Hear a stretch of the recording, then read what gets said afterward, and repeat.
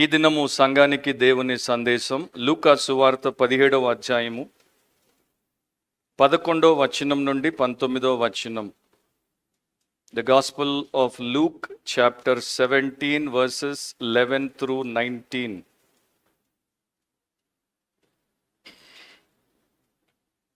ఆయన యెరూషలేమునకు ప్రయాణమైపోవచ్చు సమరయ గలిలయల మధ్యగా వెళ్ళుచుండెను. ఆయన ఒక గ్రామములోనికి వెళ్ళుచుండగా 10 మంది కుష్ఠరోగులు ఆయనకు ఎదురుగా వచ్చి దూరమున నిలిచి, యేసు ప్రభువా, మమ్ము కరుణించుమని కేకలు వేసిరి. ఆయన వారిని చూచి, మీరు వెళ్ళి మిమ్మును యాజకులకు కనపరుచుకొనుడని వారితో చెప్పెను. వారు వెళ్ళుచుండగా శుద్ధులైరి. వారిలో ఒకడు తనకు స్వస్థత కలుగుట చూచి గొప్ప శబ్దముతో దేవుని మహిమపరచుచు తిరిగి వచ్చి ఆయనకు కృతజ్ఞతాస్తుతులు చెల్లించుచు ఆయన పాదముల యొద్ద సాగిలపడెను. వాడు సమరయుడు. అందుకు యేసు, 10 మంది శుద్ధులైరి కారా? ఆ 9 ఎక్కడా? ఈ అన్యుడు తప్ప దేవుని మహిమపరచుటకు తిరిగి వచ్చిన వాడెవడును అగపడలేదా అని చెప్పి, నీవు లేచి పొమ్ము, నీ విశ్వాసము నిన్ను స్వస్థపరిచినని వానితో చెప్పెను. పరిశుద్ధుడు అయిన దేవా, ఈ సమయమందు సంఘముగా మమ్మను సమకూర్చావు. మా మధ్య సజీవుడిగా నీవు ఉన్నావు. నీవే సంఘానికి శిరస్సు అయి ఉన్నావు. నీవే సంఘానికి సర్వము అయి ఉన్నావు. అండ్ నీవే సంఘానికి ఆది సంభూతుడవు గనుక కృతజ్ఞతలతో నీ వాక్యమును నీ ఆత్మ ద్వారా మాకు బోధించి నీ చిత్తమును నెరవేర్చి మహిమ పొందమని, ప్రతి ఒక్కరికి మేలు చేయమని యేసు పరిశుద్ధ నామమును అడిగి వేడుకొని ప్రార్థిస్తున్నాం తండ్రి. ఆమేన్. కూర్చోండి. దేవుడి వాక్యాన్ని భయముతో, భక్తితో వినండి, శ్రద్ధతో, ఆసక్తితో వినండి. మీ హృదయం తెరిచి, మీ బైబిల్ తెరిచి, మీ యొక్క కన్నులు తెరిచి వాక్యాన్ని వినండి. రాసుకునేటువంటి వారు ప్రతి ఒక్కరు రాసుకోవడం మంచిది. రాసుకునేటువంటి వారు రాసుకోవచ్చు. Title of the message, the world's most popular sin. The world's most popular sin. సందేశం యొక్క శీర్షిక ప్రపంచ ప్రఖ్యాతిగాంచిన పాపము. ప్రపంచ ప్రఖ్యాతిగాంచిన పాపము.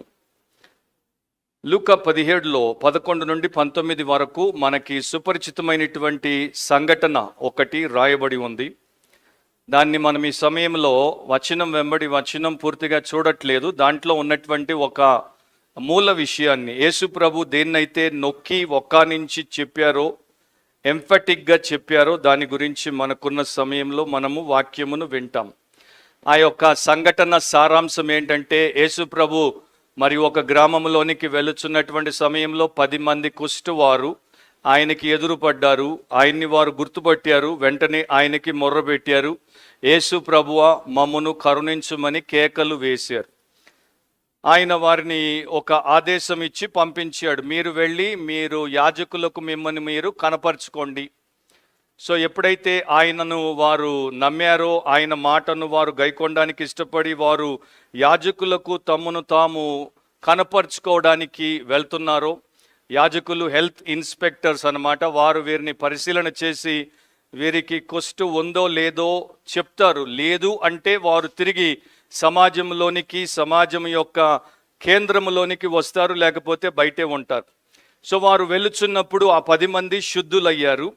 అయితే ఒకడు తాను స్వస్థత పొందానని గ్రహించి వెనక్కి తిరిగి యేసు ప్రభు దగ్గరికి వచ్చి ఆయనకి కృతజ్ఞతాస్తుతులు చెల్లించి ఆయన పాదముల మీద పడి ఆయనను మహిమపరిచాడు.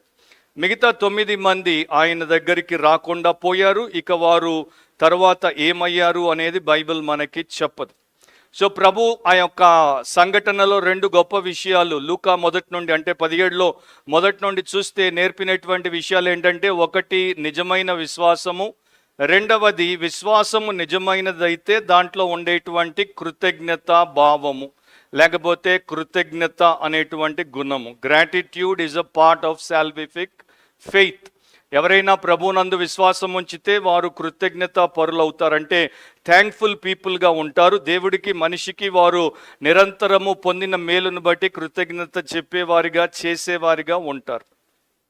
సో ఈ ప్యాసేజ్లో మనము ఏం చూస్తున్నామంటే, మ్యాక్సిమం అన్గ్రేట్ఫుల్నెస్, అంటే విపరీతముగా అత్యధిక స్థాయిలో కృతజ్ఞత రాహిత్యమును లేకపోతే కృతజ్ఞత లేకపోవడాన్ని, కృతజ్ఞత చూపకపోవడాన్ని మనము చూస్తున్నాం. ఈ 10 మంది లెపర్స్ అంటే కుష్టువారు, వీరు ఒక పెద్ద భయంకరమైనటువంటి పరిస్థితిని ఎదుర్కొంటున్నారు, గొప్ప అవసరంలో ఉన్నారు, వారికి ఎంతో ఆవేదన ఉంది, వీరు నిస్సహాయులు, వీరికి నిరీక్షణ లేదు, వీరు దినదినము వీరి దేహంలో మరణాన్ని మోస్తున్నారు, వీరు చనిపోతున్నారు, వీరు చావు కోసం బయటికి బహిష్కరించబడ్డారు, ఒంటరి వారు, ఎవరి చేత ప్రేమించబడరు, ఏ మనిషి దృష్టిలో కూడా వీరికి విలువ లేదు, చివరికి వీరి సొంత కుటుంబము కూడా వీరిని బయటికి పంపించాల్సిన పరిస్థితి. అట్లాంటి వారిని యేసు ఎదుర్కొన్నప్పుడు వారు యేసును మొర్రపెట్టి కనికరించమని అడిగినప్పుడు యేసు ప్రభు అపారమైనటువంటి కనికరముతో వారిని స్వస్థపరచుటకు ఇష్టపడ్డాడు, లేకపోతే వారిని శుద్ధులుగా చేశాడు, అన్క్లీన్ పీపుల్ని క్లీన్గా చేశాడు, లెపర్స్ని హీల్ చేశాడు. అయినా కూడా వారు 10 మందిలో ఒక అన్యుడు సమరయుడు వెనక్కొచ్చాడు, ప్రభువుకి కృతజ్ఞత చెప్పి ఆయన్ని గనపరిచాడు. 9 మంది యూదులు ఆయన్ని గుర్తించి గౌరవించినట్టు కనబడుతున్నారు, కానీ నిజంగా వారు హృదయపూర్వకంగా ఆయనకి కృతజ్ఞులై లేరని, ఆయన్ని వారు ప్రేమించలేదని, ఆయన్ని వారు మహిమపరచుటకు వెనక్కి రాలేదని ఆయన చెప్పినటువంటి మాటల్లోనే మనకు కనబడుతోంది. సో ఒక పాతకాలపు భక్తుడు అన్నట్టు, man gets and forgets, but God gives and forgives. మనిషి పొందుతాడు మర్చిపోతాడు, దేవుడు ఇస్తాడు క్షమిస్తాడు అన్నట్టు ఈ యొక్క ప్యాసేజ్లో మనకి మెజారిటీ బ్లెస్డ్ పీపుల్ కనబడుతున్నారు. అంటే అత్యధిక శాతము దీవించబడినటువంటి వారు కృతజ్ఞత లేని వారిగా కనబడుతున్నారు. సో లూకా 17లో ఉన్నటువంటి పరిస్థితి ప్రస్తుతం క్రైస్తవ లోకంలో ప్రపంచవ్యాప్తంగా 100లో 90% అట్లాగే ఉన్నారు, ప్రతి 10లో 9 మంది అట్లాగే ఉన్నారు అని నేను చెప్పాల్సిన అవసరం లేదు, యేసు ప్రభువే చెప్పాడు. ఒకసారి ఒక పోస్ట్ ఆఫీస్కి ఒక ముసలాయన వచ్చాడు, ఆయనకి రాయడం రాదు. పోస్ట్ ఆఫీస్లో ఒక ఆయన ఆల్రెడీ ఏదో పోస్ట్ చేయడానికి వచ్చి ఆయన పనిలో ఉంటే ఈ ముసలాయన పక్కన ఉన్నటువంటి ఆయన్ని రిక్వెస్ట్ చేశాడు, తన పోస్ట్ కార్డునిచ్చి కొంత మీరు నేను చెప్పింది రాస్తారా, అడ్రస్ రాసి పెడతారా, నేను పోస్ట్ చేసుకుంటానంటే ఆయన పనిని ఆపి ఈ పెద్ద ఆయన చెప్పినటువంటి మ్యాటర్ అంతా దాంట్లో రాశాడు, అడ్రస్ రాశాడు. తర్వాత ఆయన అడిగాడు ఇంకేమైనా చెయ్యాలా అని. లేదు, అయితే మీరు ఒక్కసారి కింద పిఎస్ అని రాసి, అంటే పిఎస్ అంటే పోస్ట్ స్క్రిప్ట్ అంటారంటే రాయాల్సిందంతా రాసిన తర్వాత చివర రాసేటువంటి సంగతి, అక్కడ ఈ లైను రాయండి, నా గజిబిచి రాతను బట్టి దయతో నన్ను క్షమించండి అని రాయండి అని కార్డు తీసుకొని పోస్ట్ చేసి వెళ్ళిపోయాడు. ఈయనకి కృతజ్ఞత చెప్పలేదు, ధన్యవాదాలు తెలపలేదు, కానీ వంక పెట్టాడు, విమర్శించాడు అండ్ విసుక్కున్నాడు. ఎందుకంటే ఆయనతో రాయించుకున్నా కూడా ఆయన చేతి రాత ఈయనకి నచ్చలేదు గనుక కింద ఆయనతోనే నోటు పెట్టించాడు, నా గజిబిజి రాతను బట్టి నన్ను క్షమించండి. అది దేవుడితో మనుషులతో అత్యధికులు చేసేటువంటి వ్యవహారం. సో ఈ ముసలాయనకి కృతజ్ఞత చెప్పాలనేటువంటి ఇంగిత జ్ఞానం లేదు, కానీ అతనికి దానికి విభిన్నమైనటువంటి పని చేయడం మాత్రము చేతనయింది. So what is ungratefulness? కృతజ్ఞత రాహిత్యము, కృతజ్ఞత చూపకపోవడము, కృతజ్ఞత లేకపోవడము.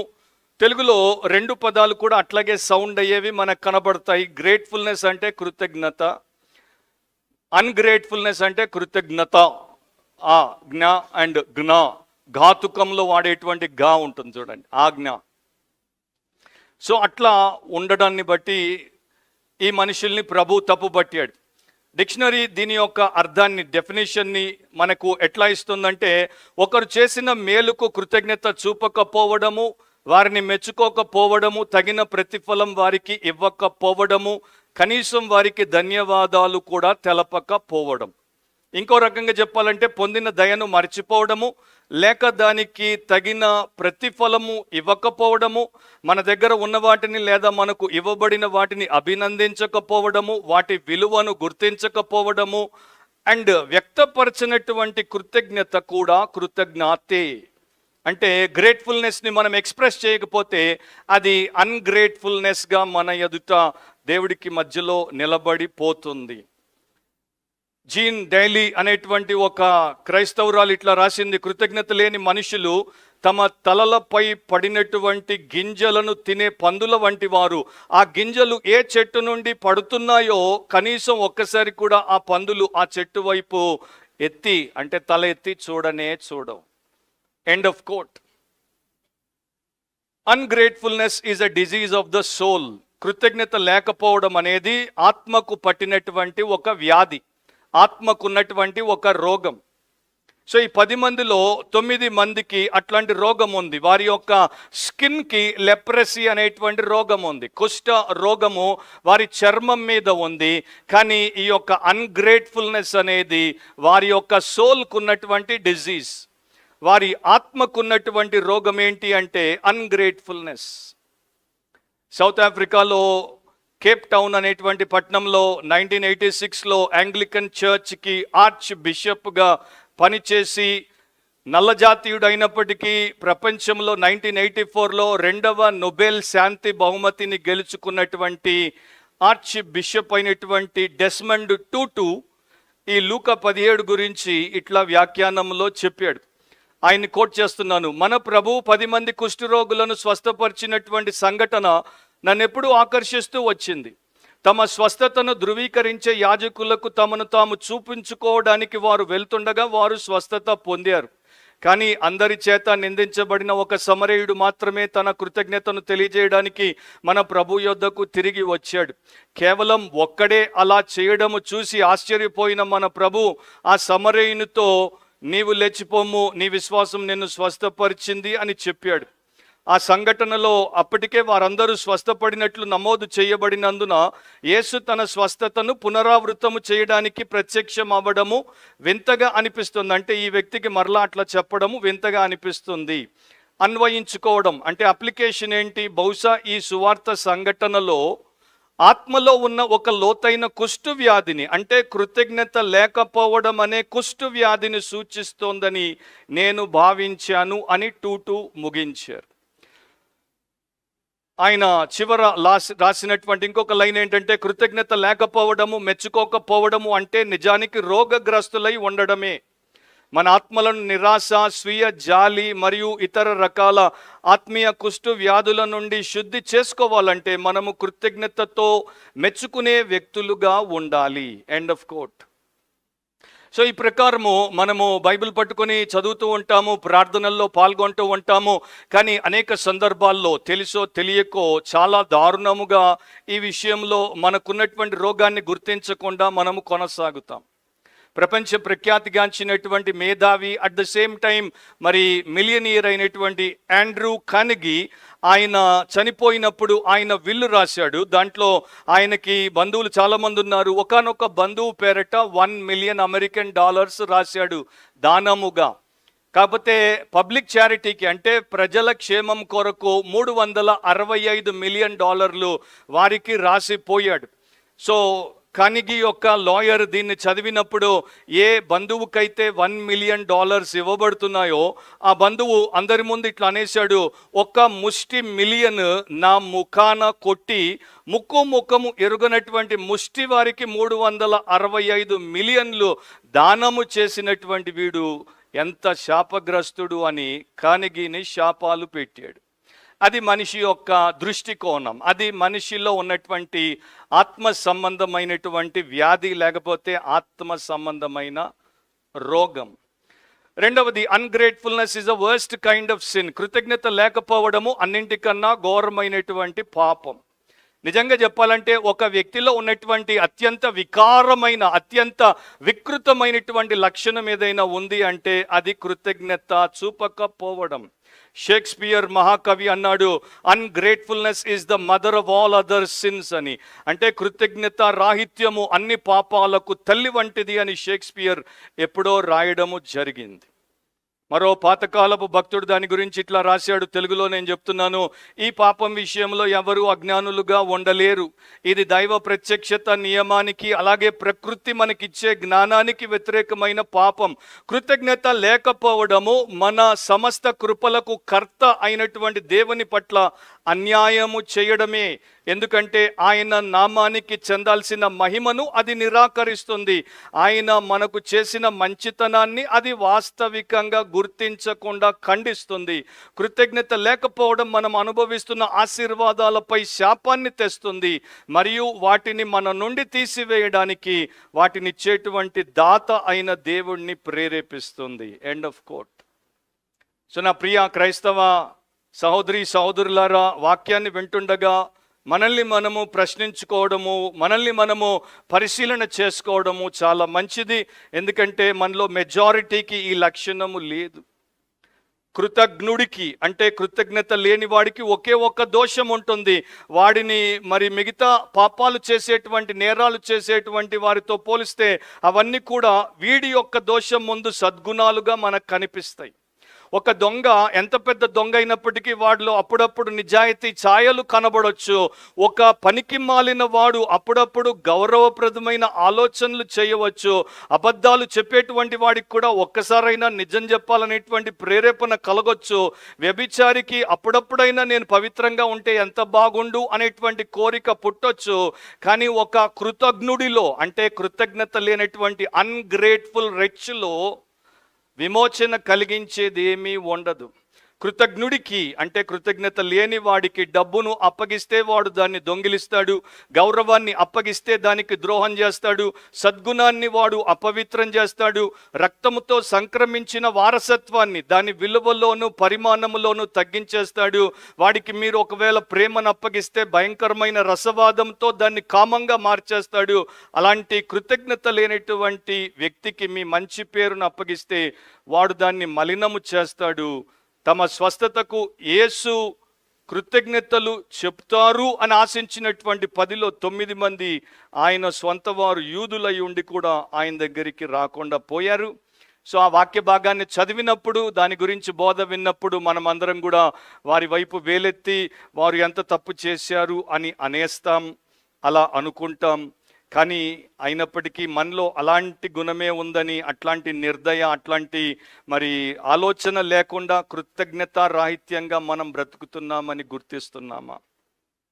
ఒక భక్తుడు అంటాడు, ఇతర ఏ క్రైస్తవ సుగుణాల కన్నా కృతజ్ఞత విషయంలోనే చాలామంది క్రైస్తవులు ఎక్కువగా విఫలమైపోతున్నారు. కనుక అది ఒక మహా దుర్మార్గం. చరిత్ర చెప్పేటువంటి మరొక దారుణ విషయాన్ని వినండి. శామ్యుయల్ లెయిబోవిట్జ్ అనేటువంటి ఒక క్రిమినల్ లాయర్ చాలా కష్టపడి ఆయన 78 మందికి అమెరికాలో ఎలక్ట్రిక్ చైర్ పడకుండా తప్పించాడు. అంటే వారు మరణశిక్ష పొందకుండా 78 మందిని ఆయన ప్రయాసతో ఆయన పాటుపడి రక్షిస్తే వారిలో ఒక్కరు కూడా వెనక్కి తిరిగి ఆయనకి కృతజ్ఞత చెప్పకుండా పోయారు. 78 మందికి ఈయన ప్రాణభిక్ష పెడితే వారు కనీసము థ్యాంక్ యూ అనేటువంటి 2 పదాలు పలకలేకపోయారంటే మనిషి యొక్క హృదయము, మనిషి యొక్క నైజము, మనిషి యొక్క వ్యక్తిత్వము నిలువెత్తు నడినెత్తు నుండి అరికాలు వరకు ఎంత ఘోరమైనటువంటి పాపముతో ఉందో గమనించండి. ఇప్పుడు why is there so much of ungratefulness? అంత కృతజ్ఞత రాహిత్యం ప్రపంచంలో ఎందుకు ఉంది? మెజారిటీ ఎందుకు కృతజ్ఞత లేని వారిగా ఉంటారు?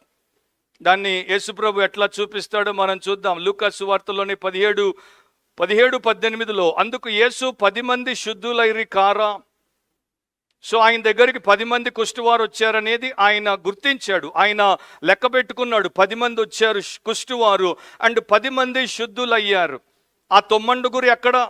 అయితే ఒకడే వెనక్కి వచ్చాడు. వాడు యూదుడు కాదు, వాడు అన్యుడు, వాడు సమరయుడు, విదేశీయుడు అని కూడా గుర్తించాడు. అండ్ 9 ఎక్కడ అనే ఒక సూటి అయినటువంటి ప్రశ్న అడుగుతున్నాడు. ఈ అన్యుడు తప్ప దేవుని మహిమపరచుటకు తిరిగి వచ్చిన వాడెవడనూ అగపడలేదా అని చెప్పి. సో ప్రభు అయినటువంటి యేసు ఆ రకంగా మాట్లాడాడు అంటే ఆయనకి కృతజ్ఞత చూపుట అనేది అనివార్యం. అది the most essential thing that a human being, a creature must be showing to it's creator అనేది మనము గుర్తించాల్సినటువంటి విషయం. సో ఈ ప్రశ్న ప్రపంచమంతటా ఇంకా మారుమోగుతూనే ఉంది. Where are the 9? ఆ 9 ఎక్కడ?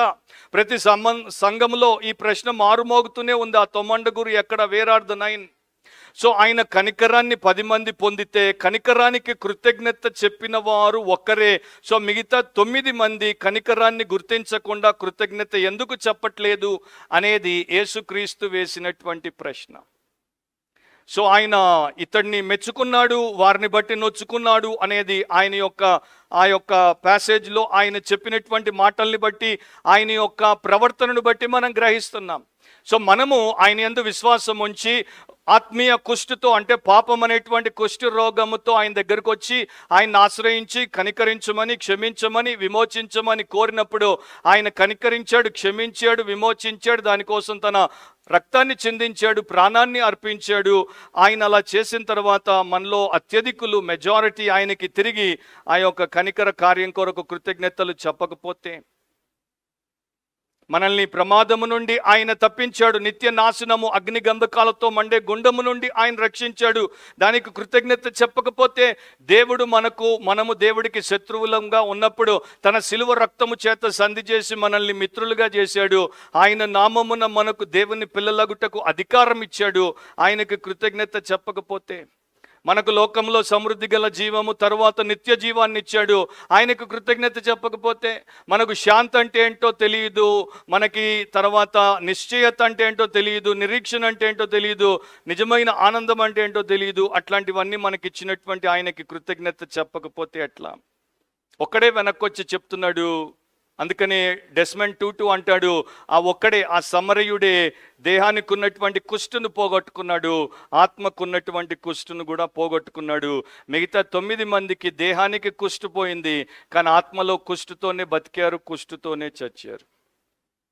ఆస్వాల్డ్ జే ఛాంబర్స్ తన యొక్క డివోషనల్లో ఇట్లా రాశాడు.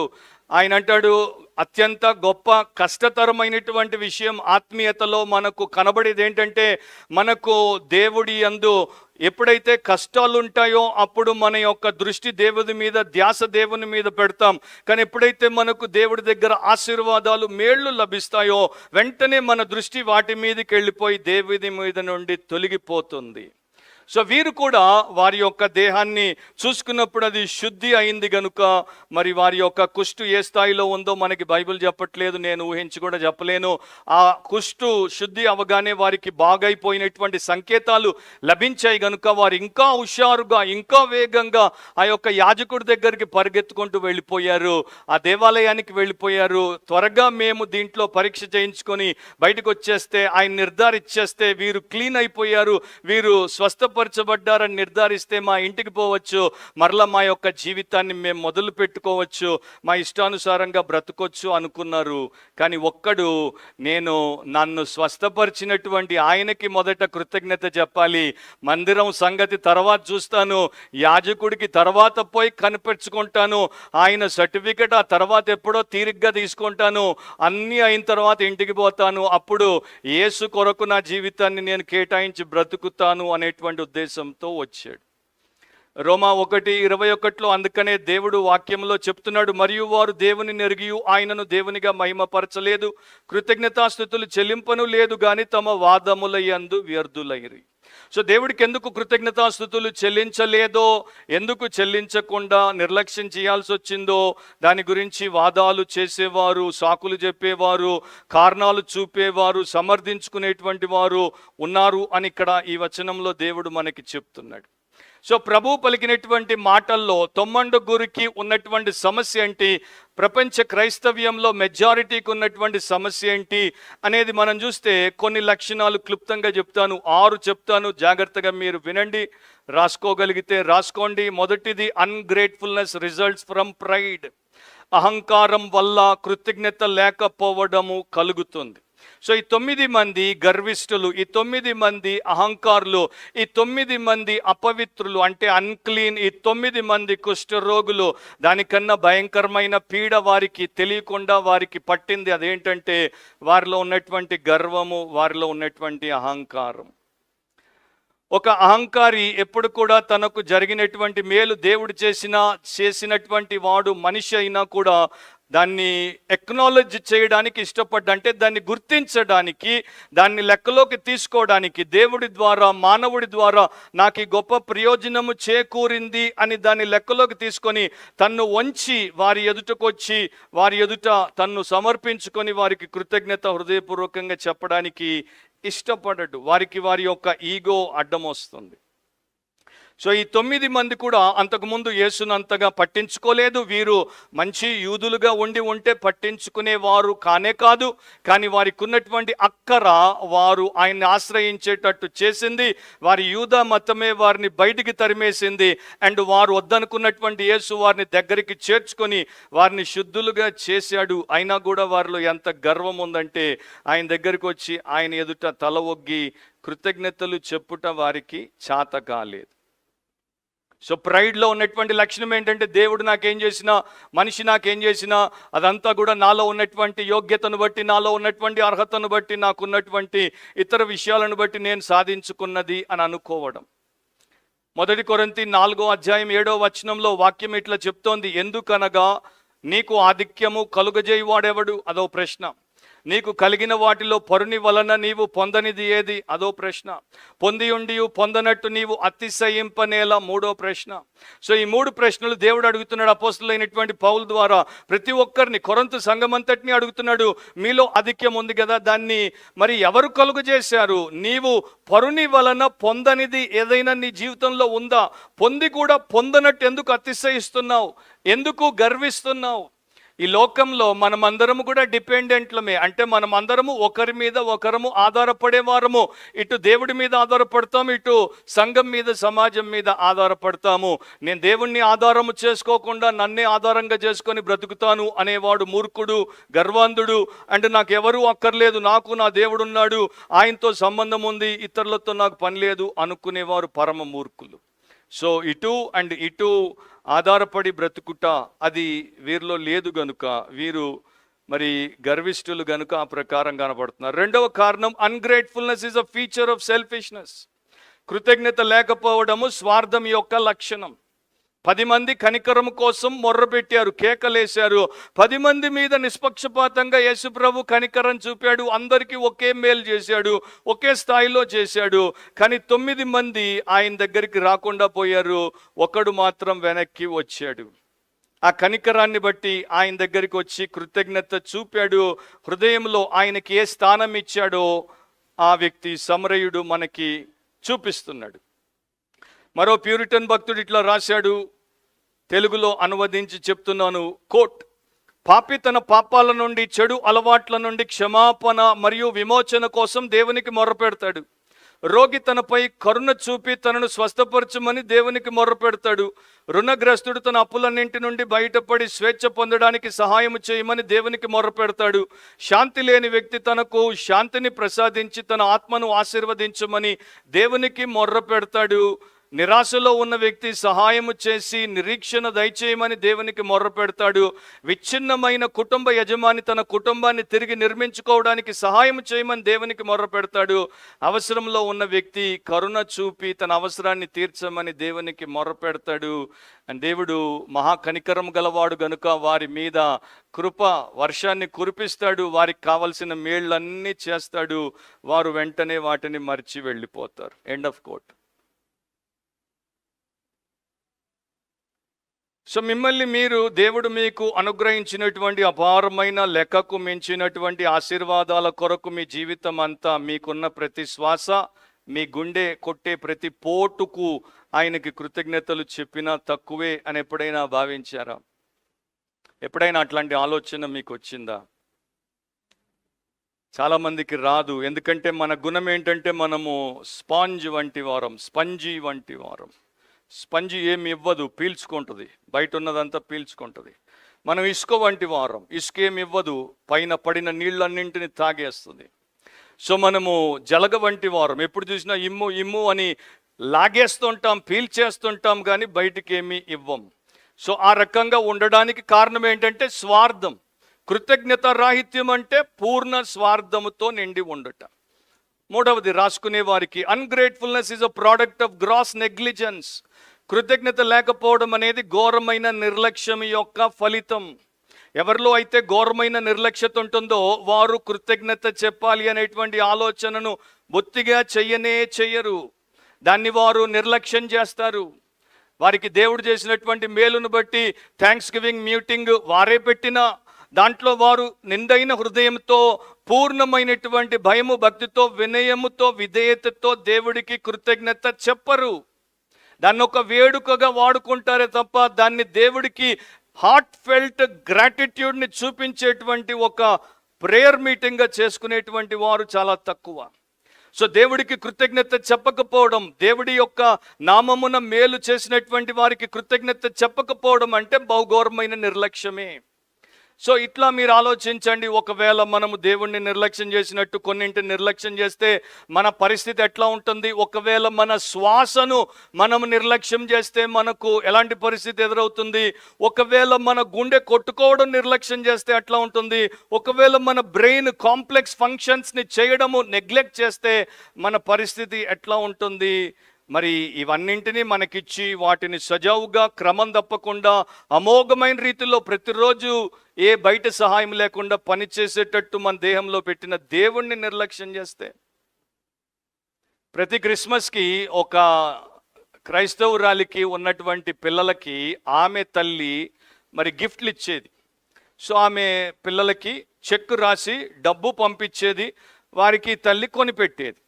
సో వారు పెరిగారు. ప్రతి సంవత్సరము తల్లి చెప్పేది, గ్రానీ ఇచ్చింది థ్యాంక్ యూ చెప్పండి, గ్రానీ ఇచ్చింది థ్యాంక్ యూ చెప్పండి, అమ్మమ్మ ఇచ్చింది కృతజ్ఞతలు చెప్పండి, అట్లా తల్లి చెప్తే పిల్లలు చెప్పేవారు.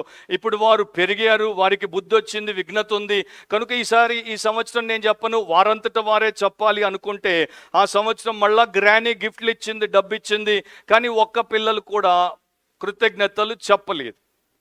సో గ్రానీకి బాధ అనిపించింది. నెక్స్ట్ ఇయర్ గ్రానీ క్రిస్మస్కి పిల్లలకి పంపాల్సినటువంటి చెక్ పంపలేదు. అప్పుడేం జరిగింది? పిల్లలు గ్రానీ ఇంటికి వచ్చేసి ఎవ్రీ ఇయర్ మాకు ఇచ్చేదానివి ఇప్పుడు ఎందుకు ఇవ్వలేదు గ్రానీ అంటే, ఎవ్రీ ఇయర్ నేను మీకు ఇచ్చినప్పుడు మీ మేలు కోసం ఇచ్చాను, మీకు ఇంకొక మంచి గుణం నేర్పడానికి ఇచ్చాను. ఆ గుణం ఏంటంటే పుచ్చుకొని ఊరుకోవడం కాదు, పుచ్చుకున్న దానికన్నా ఇచ్చుట ధన్యమని ప్రభు చెప్పాడు. మీరు నాకు డబ్బు ఇవ్వనవసరం లేదు, కానీ మీ హృదయపూర్వకమైన కృతజ్ఞత నాకు చెప్పుంటే బాగుండేది. వెంటనే 10 థ్యాంక్స్లు చెప్పారు చెక్ కోసం. Thank you thank you thank you thank you thank you granny. So అప్పుడు ఆమె చెక్ రాసి వారికి ఇవ్వాల్సినటువంటి డబ్బును వారికి ఇవ్వాల్సి వచ్చింది. సో ఆ టైప్ వారే ఎక్కువ. 4వది రాసుకుంటే, ungratefulness is a characteristic of thoughtlessness. కృతజ్ఞత లేకపోవడం అనేది ఆలోచన రాహిత్యం యొక్క లక్షణం. సో యేసు 10 మంది గురించి ఆలోచించాడు, యేసు 10 మందికి క్షేమాన్ని కలిగించాడు, యేసు 10 మందికి మరణం నుండి విమోచన దయచేసి భవిష్యత్తునిచ్చాడు, కానీ 9 మంది యేసును గురించి బొత్తిగా ఆలోచించలేదు.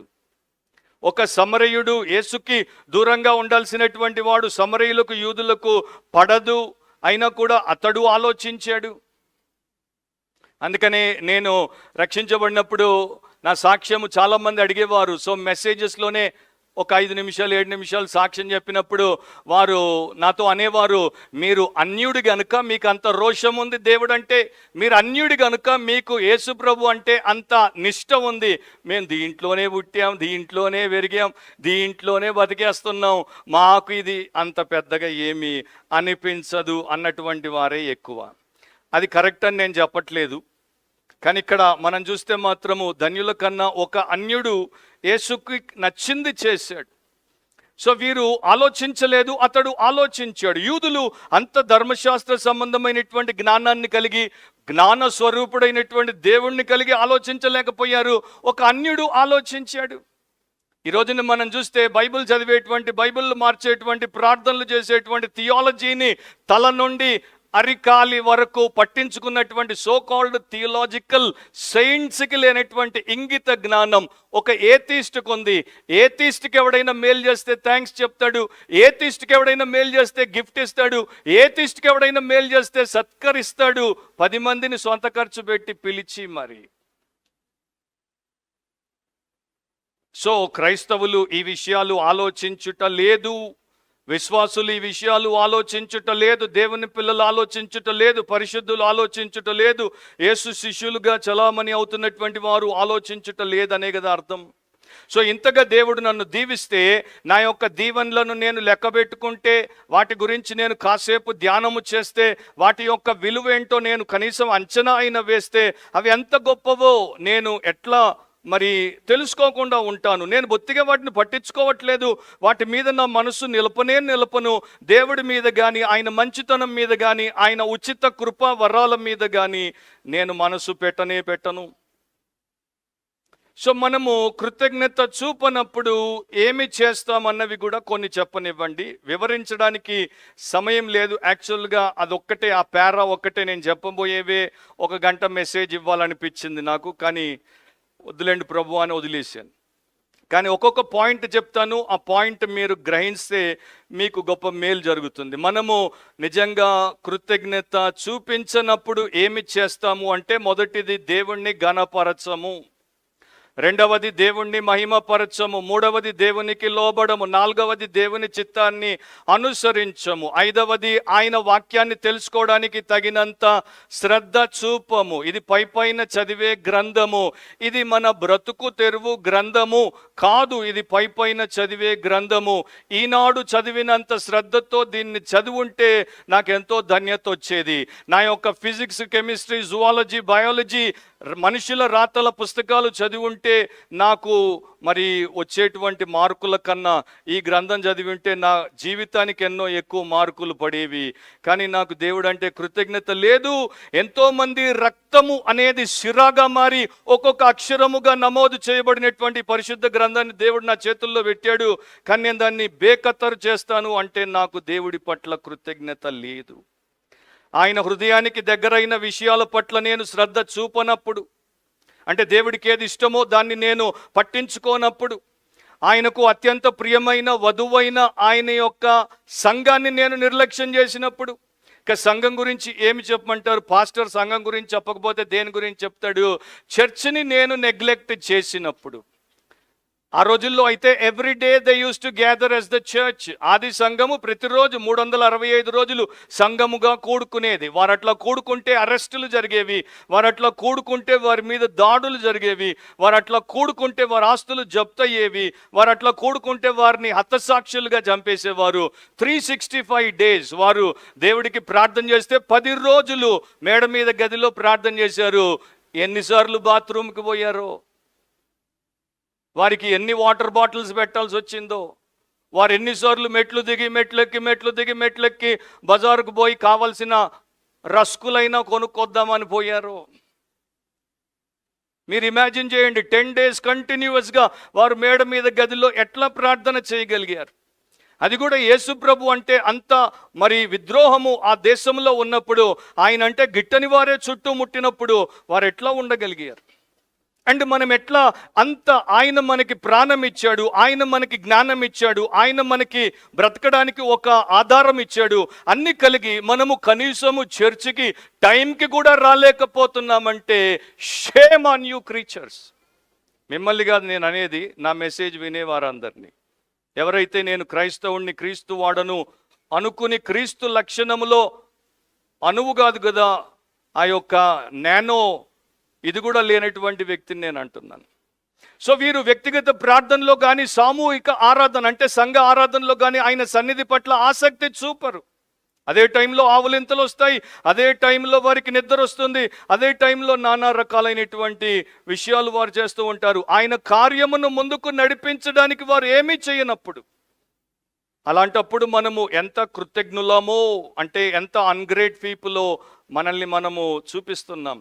ఆయన హృదయం మనల్ని ప్రేమిస్తోంది, ఆయన చెయ్యి మనకు ఆహారాన్ని ఇచ్చి మనల్ని కాపాడుతోంది, ఆయన కనికరమే మనల్ని ప్రతినిత్యం నిలబెడుతోంది. అయినప్పటికీ ఆయన పట్ల మనకు ప్రేమ, గౌరవము అండ్ ఘనత లేవు అంటే. సో అందుకని నేనే రాసుకున్నాను, ఓ ఘోర జీవి, దరిద్రపు ప్రాణి, అయ్యో నీకు శ్రమ. అది నాకు రాసుకున్నాను నేను, ఓ ఘోర జీవి, దరిద్రపు ప్రాణి, అయ్యో నీకు శ్రమ. ఎందుకంటే దాంట్లో నేను కూడా ఎన్నిసార్లు దేవుడికి కృతజ్ఞత చెప్పాలో అన్నిసార్లు చెప్పలేదు. సో నేను ఆ ఘోర జీవిని, ఆ దరిద్రపు ప్రాణిని. ఐదవది, ungratefulness is a sign of weakness. కృతజ్ఞత లేకపోవడం బలహీనతకు సంకేతం.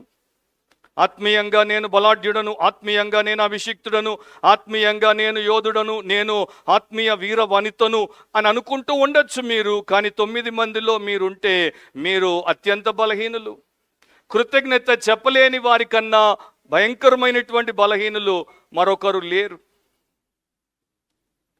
జేసీ రైల్ అనేటువంటి బిషప్ అందుకే రాశాడు, మనము ఈ యొక్క ప్యాసేజ్ చదివినప్పుడు లూకా 17లో యేసుప్రభు చూపినటువంటి 10 మంది కుష్ఠవారిని చూసినప్పుడు అది మనల్ని ఎంతగా తగ్గించాలంటే, మన హృదయాన్ని లోతుగా ఎంతగా శోధించుకోవాలంటే, అక్కడ ఆయన చేసినటువంటి బోధ ఎంత ప్రగాఢమైనటువంటి ఉపదేశం చేస్తోందంటే, నాకు అనిపిస్తోంది మనలో అత్యధికులు ఆ 9 మంది కుష్ఠోళ్ళలాగే ఉన్నాము.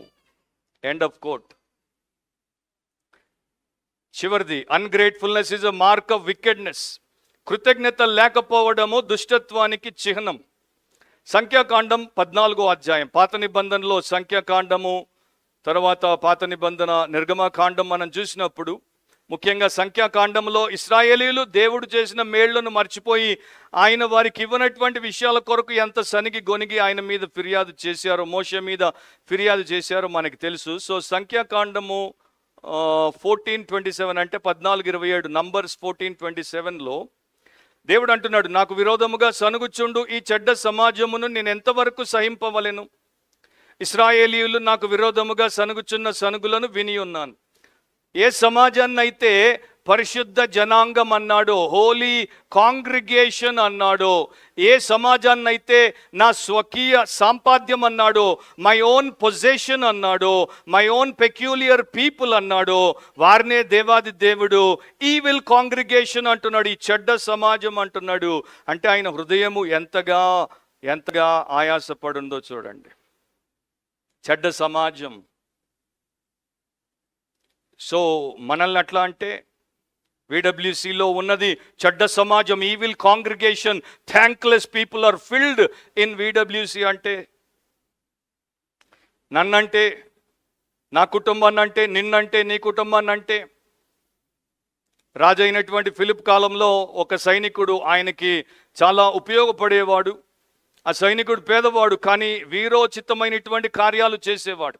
సో రాజుకి నచ్చాడు, యవనస్తుడు, వీరుడు అండ్ తెగిస్తాడు కనుక అతన్ని చాలా ముఖ్యమైనటువంటి పనులకు పంపేవాడు. అట్లాగే ఒకసారి పంపినప్పుడు ఓడ ప్రయాణంలో ఓడ బద్దలైపోయింది, సైనికుడు నీటబడ్డాడు, ఏదో రకంగా ప్రాణాలు బయటపడి కొట్టుకుంటూ ఒడ్డుకొచ్చేసరికి వాడు అలసిపోయినప్పుడు ఆ ఒడ్డున మరి ఒక రైతు, చిన్న కుటుంబము అండ్ ఒక పెద్ద తోట వేసుకొని ఆ యొక్క ఫామ్ హౌస్ పెట్టుకొని అక్కడ బతుకుతున్నాడు. ఆయన వీడిని చూశాడు, ఎత్తుకొని వచ్చాడు, భుజాల మీద ఎత్తుకొని ఇంట్లోకి తీసుకొని వచ్చి వాడికి చేయాల్సినటువంటి సపర్యలు చేశాడు, వైద్యం చేశాడు, పెట్టాల్సిన భోజనం పెట్టాడు, అన్నీ అయిపోయాయి.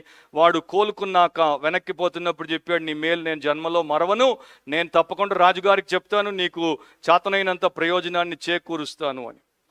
సో వచ్చాడు రాజ్యానికి, మర్చిపోయాడు.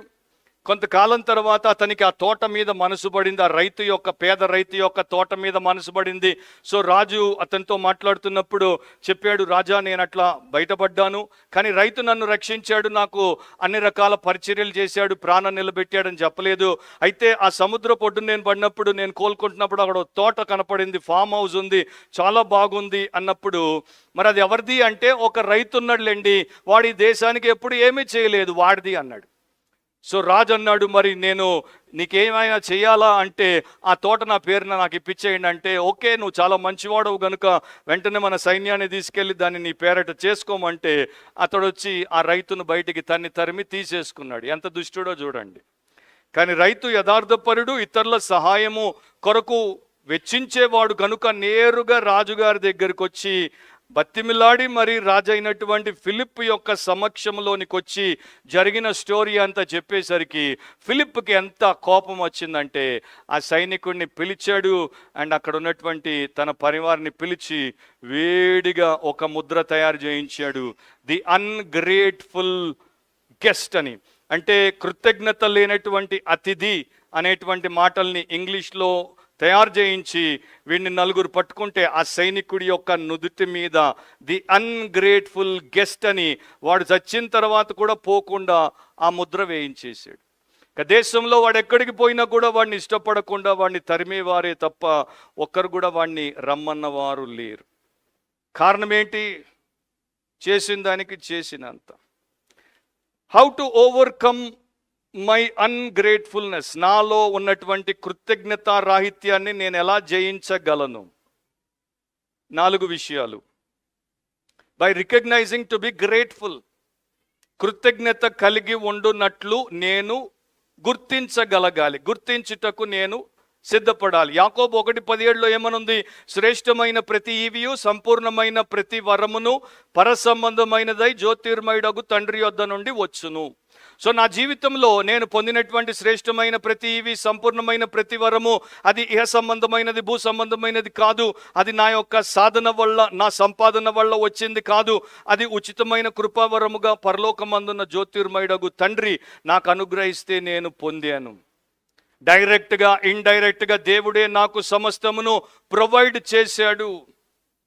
సో మనం అనుకోవచ్చు, నేను కష్టపడి చదివాను, నేను కష్టపడి ఉద్యోగం సంపాదించాను, నేను కష్టపడి ఉద్యోగం చేస్తున్నాను. నీవు కష్టపడే కృపనిచ్చింది దేవుడు. చదవడానికి కృప దేవుడు, ఉద్యోగం సంపాదించడానికి కృప దేవుడు, పనిచేసి సంపాదన పొందుకోవడానికి కృప దేవుడు. అసలు నీ ప్రాణం తీసేస్తే నీ చదువు ఎవడు చదివేవాడు, నీ ఉద్యోగం ఎవడు సంపాదించేవాడు, నీ సంపాదన నీ ఖాతాకైతే వచ్చేది కాదు. ఎందుకంటే నువ్వు సచ్చినోళ్ళలో లెక్క పెట్టేవాడు.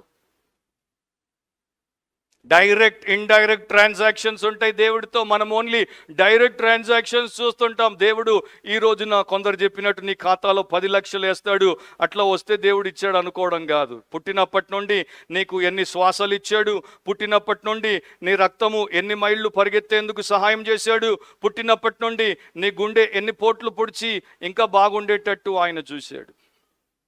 సో మనకి ఉన్నటువంటి ఈ చెడును, ఈ కీడును, ఈ యొక్క అసహ్యమైనటువంటి వికృత లక్షణం ఏదైతే ఉందో, కృతజ్ఞత రాహిత్యము, అన్గ్రేట్ఫుల్నెస్ అనేది ఏదైతే ఉందో, దాన్ని మనం నివారించాలంటే కొన్ని చెయ్యాలి. ఒకటి, వినయాన్ని ధరించుకోవాలి.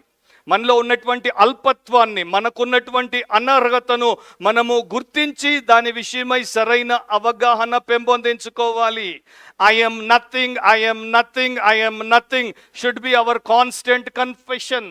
నేనేమి కాను, నేనేమి కాను, నేనేమి కాను అనేదే మన నిత్యమైనటువంటి ఒప్పుకోలై ఉండాలి. ఐఎమ్ సంథింగ్ అని నువ్వు ఇక్కడ అనుకున్నావో నీ పని అయిపోయింది.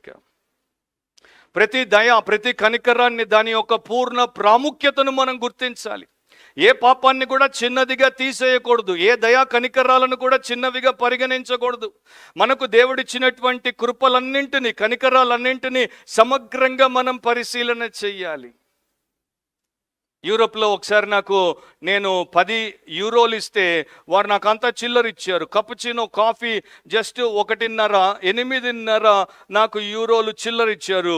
నేను అంతా ఇట్లా ఇట్లా ఇట్లా ఇట్లా ఇట్లా ఇట్లా, ఎందుకంటే అవి నేను వాడే నాణ్యాలు కావు. నాకు మన యొక్క ₹2, రూపాయ 50 పైసలు ఇప్పుడు లేదు, కానీ ₹5, ₹10, ₹20 మనవంటే తెలుసు, కానీ యూరోల్లో కాయిన్స్ నాకు తెలియదు కనుక కరెక్ట్గా ఇచ్చాడా అని అంత ఇట్లా లెక్క పెట్టాను నేను.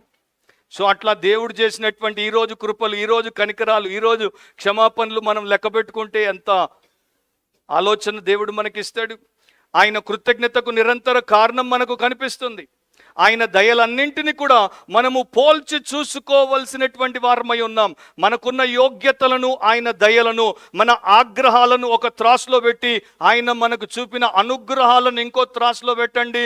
మనకు చీటికి మాటికి దేవుడి మీద కోపం వచ్చేది, కానీ దేవుడికి మన మీద చీటికి మాటికి కోపం రాలేదు.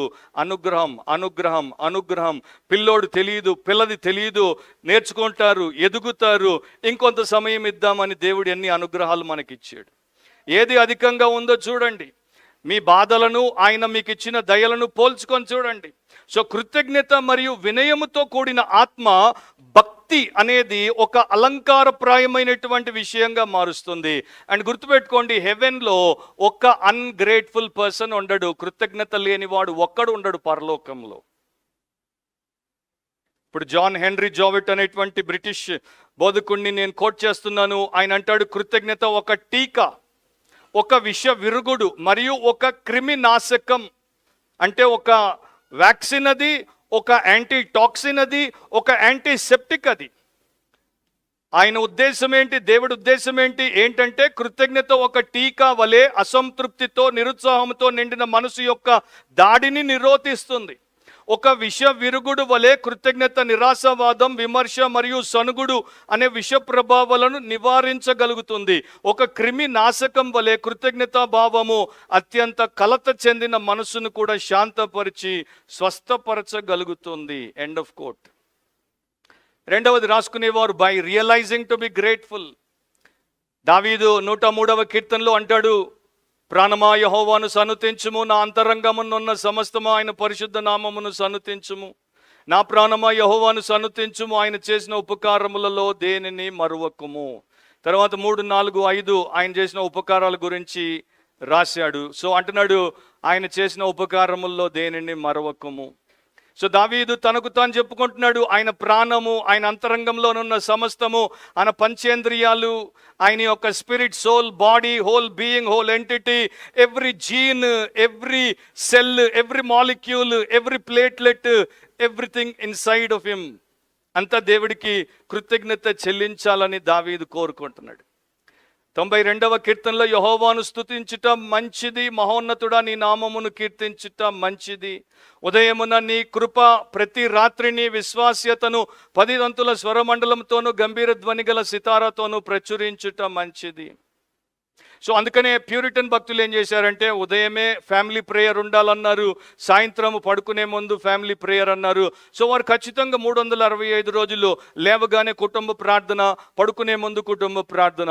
ఈ రోజున క్రైస్తవులు వారానికి ఒక్కసారి పడుకునే ముందు కూడా కుటుంబ ప్రార్థన చేస్తున్నారు అంటే ఆశ్చర్యమే.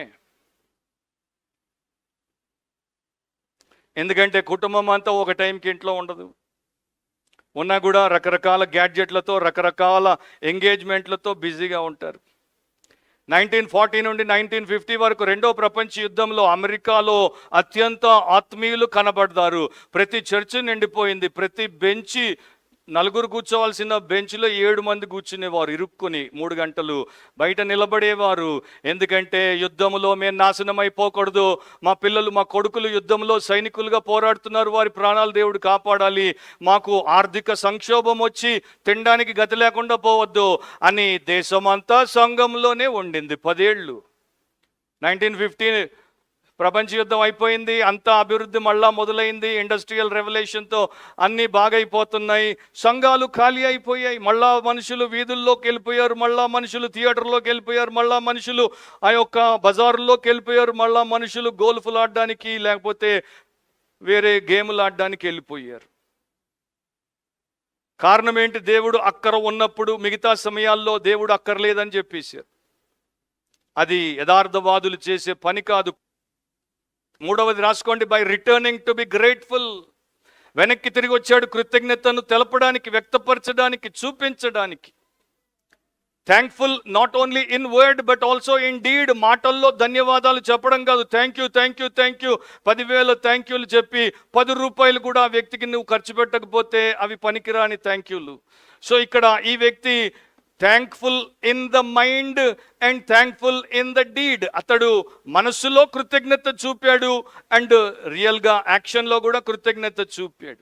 సో ఇప్పుడు మీరు చూడండి 15, 16 వచనాల్లో ఏమని రాయబడి ఉంటుంది అక్కడ? లూకా 17, 15, 16. వారిలో ఒక్కడు తనకు స్వస్థత కలుగుట చూచి. సో స్వస్థత అనేది కలగ్గానే అతడు గమనించాడు, స్వస్థత వచ్చేసింది, శుద్ధుడిని అయిపోయాను. వెంటనే అతడికి వచ్చిన థాట్ ఎంత గొప్ప థాటో చూడండి. వెంటనే మిగతా 9 మందితో కన్సల్టేషన్ చేయలేదు, వారిని విడిచిపెట్టేశాడు. ఎంతకాలం వారు కలిసి ఉన్నారో తెలియదు, వారిని విడిచిపెట్టేశాడు. వారి సహవాసానికి గుడ్ బై టాటా చెప్పేశాడు. గొప్ప శబ్దంతో దేవుని మహిమపరచుచు తిరిగి వచ్చి ఆయనకు కృతజ్ఞతాస్తుతులు చెల్లించుచు ఆయన పాదముల యొద్ద సాగిలపడెను. వాడు సమరయుడు. మరి ఎన్ని మైళ్ళు పరిగెత్తుకుంటూ వచ్చాడో కూడా మనకి తెలియదు. గొప్ప శబ్దంతో వెనక్కి తిరగానే ఆయన శబ్దంతో అందరూ ఉలిక్కిపడి ఉంటారు, దారిన కనపడినటువంటి వారందరూ. గొప్ప శబ్దంతో దేవుణ్ణి మహిమపరిచాడు, తిరిగి వచ్చాడు, ఆయన కృతజ్ఞతాస్తుతులు చెల్లించాడు, ఆయన పాదముల యొద్ద సాగిలపడ్డాడు. వాడు సమరయుడు. సో కుష్టు అనేది ముందు అతడు కుష్టుతో ఉన్నప్పుడు యేసుకు దూరంగా నిలబడ్డాడు ఎదురుపడినప్పుడు. కానీ ఇప్పుడు అతడు కుష్టుపోయి కృతజ్ఞతా భావంతో వచ్చినప్పుడు యేసు కాళ్ళ మీద పడ్డాడు. ఒక భక్తుడు అన్నాడు, సమరయుడు మొదట కుష్టు రోగంతో యేసు కనికరాన్ని కోరినప్పుడు నిలబడ్డాడు, కానీ యేసు వాడిని కనికరించి కుష్టును తీసి శుద్ధుడిగా చేసినప్పుడు యేసు పాదాల మీద వాడి ముఖాన్ని పెట్టి పడ్డాడు. గ్రీకులో దాని అర్థం ఏంటంటే వాడి ముఖము యేసు పాదములకు ఆనుకుని ఉంది. What worship is that? ఈనాటి క్రైస్తవులు 100 ఏళ్ళు క్రైస్తవులుగా ఉన్న ఆ స్థాయికి ఎదగరు. సో అతని యొక్క థ్యాంక్ఫుల్నెస్ ఆ మనిషిని ఎంత ఎలివేట్ చేసిందో చూడండి. ఆ మనిషి కృతజ్ఞత అతన్ని ఏ స్థాయికి హెచ్చించిందంటే అతని ముఖానికి యేసు కాళ్ళు తాకుతున్నాయి. సో అతడు ఈ ఆలోచనలు ఎంత గంభీరంగా ఉన్నాయి, ఆయనకి కృతజ్ఞతాస్తుతులు ఎన్ని రకాలుగా చెల్లించాడు. ఆయనకి పక్కన పాస్టర్ ఉండి, లేకపోతే చాలా చర్చెస్లో అన్బిబ్లికల్ వర్షిప్ లీడర్స్ ఉంటారు. వర్షిప్ లీడర్స్ ఉండి వారికి ఒక 45 నిమిషాలు పాట, డ్రమ్ బీటు, హీటు అన్ని పెంచి వర్షిప్ వర్షిప్ వర్షిప్ అని ట్రాన్స్లోకి తెస్తే తప్ప ఊగి కృతజ్ఞతలు చెప్పేటువంటి తరానికి అతడికి ఎవ్వరు ఏమి చెప్పకుండా హార్ట్ ఫెల్ట్ గ్రాటిట్యూడ్ దేవుడికి చూపించాడు, ఆయన్ని మహిమపరిచాడు. ఐజాక్ వాట్స్ అనేటువంటి భక్తి గీతాల గేయకర్త ఒకప్పుడు ఒక పాట రాశాడు. దాంట్లో ఒక్క లైన్ చెప్తున్నాను.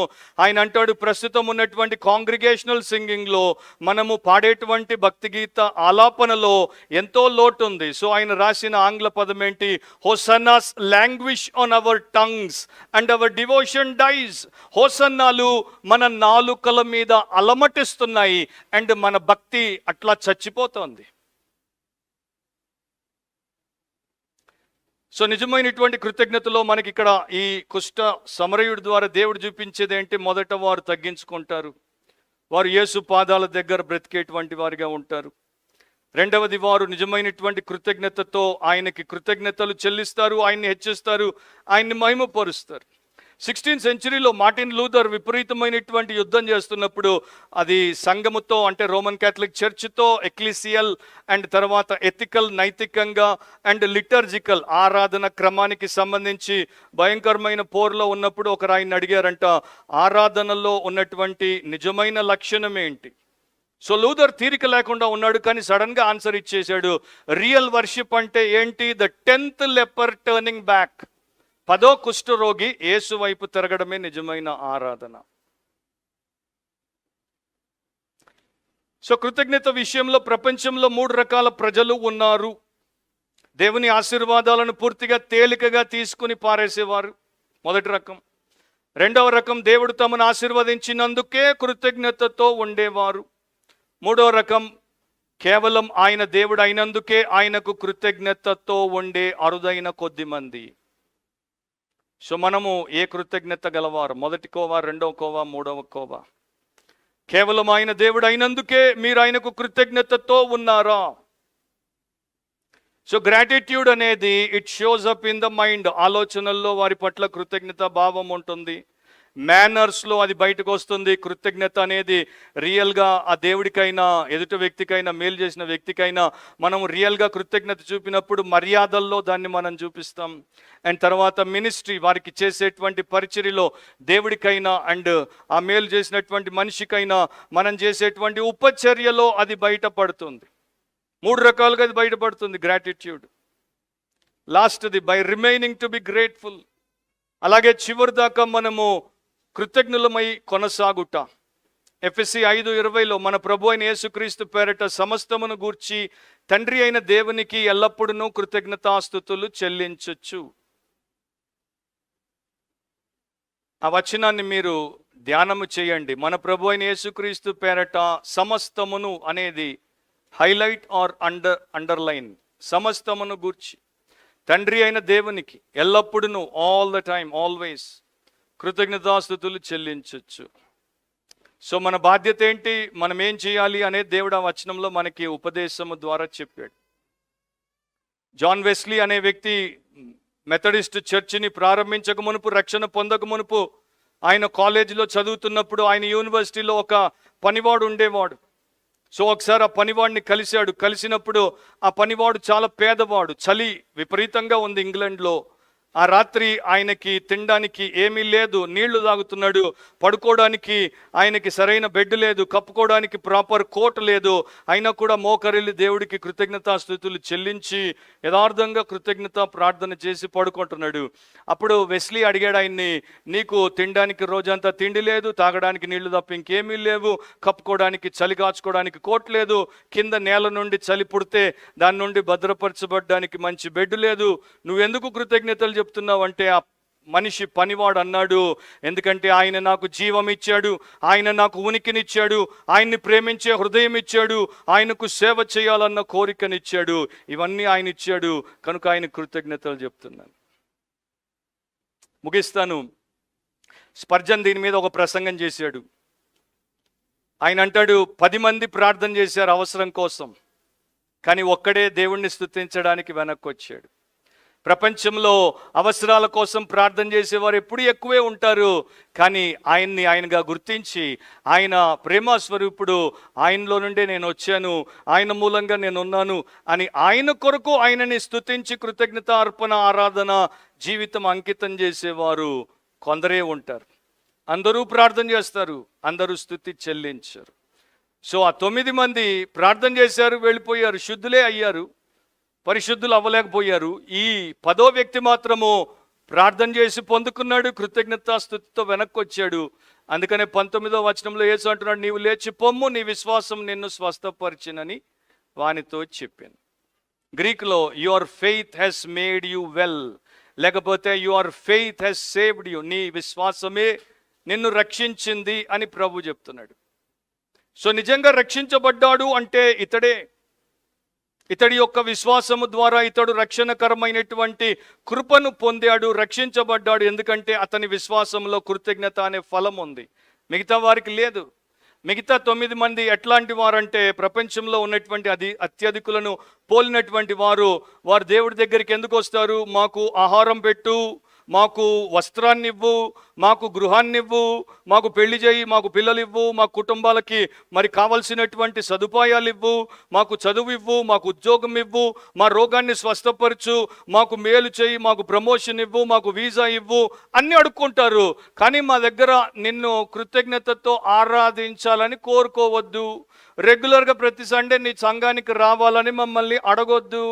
నీ గురించి ఇతరులకి చెప్పాలని మాకు నీవు ఆదేశం ఇవ్వద్దు. మా దగ్గర ఏమీ ఆశించొద్దు, నీవు మాకు అన్ని చేస్తే చాలు. అది అత్యధికుల మెంటాలిటీ. ప్రశ్న ఏంటంటే, నీవు ఆ స్థితిలో ఉంటే ఈరోజు మారు మనసు పొందాలి. యథార్థంగా ఓల్డ్ టెస్టమెంట్లో వస్త్రాలు చించుకునేవారు, న్యూ టెస్టమెంట్లో హృదయాలు చించుకోవాలి. తలంచండి, కళ్ళు మూసుకుని కొన్ని సెకండ్లు మనం తీసుకుందాం. దేవుడికి మనిషికి వ్యతిరేకంగా మనలో ఉన్నటువంటి కృతజ్ఞతా రాహిత్యం, అన్థ్యాంక్ఫుల్ స్పిరిట్, ఇన్గ్రాటిట్యూడ్, థ్యాంక్లెస్ స్పిరిట్ ఎంత దారుణమైందో వాక్యంలో ఆయన మనకి చూపించాడు. 10 మంది శుద్ధులైరి కారా, ఆ 9 ఎక్కడ? 10 మంది రక్షణ పొందారు కదా, ఆ 9 మంది ఎక్కడ?